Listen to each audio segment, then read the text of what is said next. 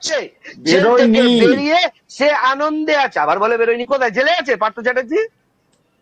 আপনি আগে জানুন, জেলে আছে। পার্থ চ্যাটার্জি বাইপাসের ধারে একটি হসপিটালে, পার্থ চ্যাটার্জি এখনো জেল থেকে ছাড়া পায়নি, মেডিকেল কারণে বাইপাসের ধারে একটি হসপিটালে যান। আপনার সত্যি কথা সহ্য হবে না, আপনি শুধু একা বলবেন মিথ্যে কথা। তাহলে আপনি বলছেন কেন? আপনি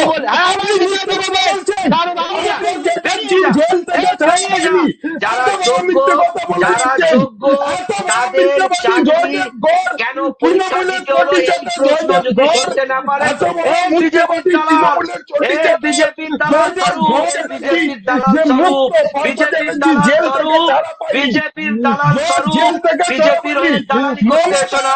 এই বিজেপির দালাল, এই বিজেপির দালাল স্বরূপ, এই বিজেপির দালাল স্বরূপ, এই বিজেপির দালাল স্বরূপ, এই বিজেপির দালাল স্বরূপ, এই বিজেপির দালাল স্বরূপ। উত্তর দাও, আমি তাদের হয়ে কথা বলছি।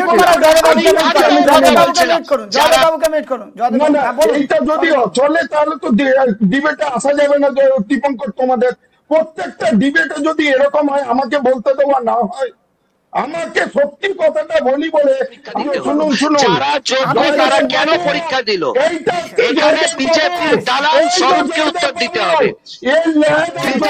পার্থ চ্যাটার্জি ছাড়া পায়নি, পার্থ চ্যাটার্জি ছাড়া পায়নি।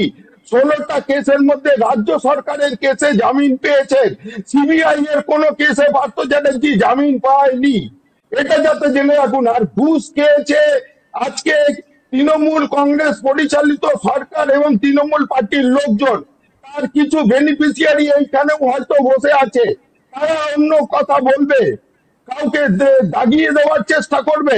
যারা ঘুষ খেয়েছে, আজকে এত জনের চাকরি গেছে, এর জন্য দায়ী কে? এর জন্য দায়ী একমাত্র এসএসসি, অযোগ্য এসএসসি, এবং তার উপর বসে থাকা মমতা বন্দ্যোপাধ্যায়ের ডান হাত পার্থ চ্যাটার্জি। কেন সেই সময় মমতা বন্দ্যোপাধ্যায়ের ডান হাত ছিল। আর সম্পত্তি বাজেয়াপ্ত হয়নি, লিফট এন্ড বাউন্ড, ভাইপোর কোম্পানির 100 কোটি টাকার উপর সম্পত্তি বাজেয়াপ্ত হয়েছে, যদিও তার আসল বাড়িটি বাজেয়াপ্ত হয়নি। এটা সিবিআই এর দোষ, আমিও বলি সিবিআই এর দোষটা।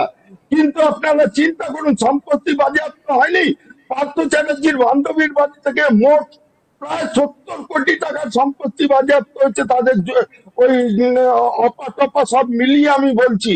আপনি বলছেন সম্পত্তি বাজেয়াপ্ত হয়নি, জ্যোতিপ্রিয় মল্লিকের 30 কোটি টাকার সম্পত্তি বাজেয়াপ্ত হয়েছে, কিছুই পায়নি, কিছুই পায়নি। এখানে টিভি চ্যানেলে বলে দিলে হতো না?